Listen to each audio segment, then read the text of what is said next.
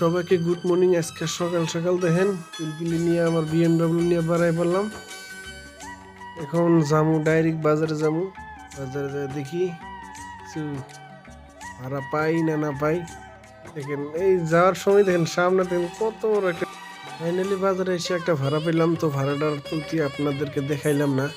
তো ভাড়াটা আমি নিয়ে যেতেছি শিমলিতলা থেকে সুতারপাড়া বাজারে। মূলত 12 প্যাকেট 12 বস্তা মাল আছে, সবজি আছে। তো আমাকে ভাই 12 প্যাকেট সবজির ভাড়া দিবে আমাকে 270 টাকা। তার মধ্যে 20 টাকা পার্কিং, 250 টাকা আমার। যার মাল তার দাগো জায়গায় আইসা পড়ছি সেই মূলত। এখন বড় ভাইরা মালগুলো নামাইতেছে, দেখেন নামানো ভিডিওটা দিলাম, বুঝছেন।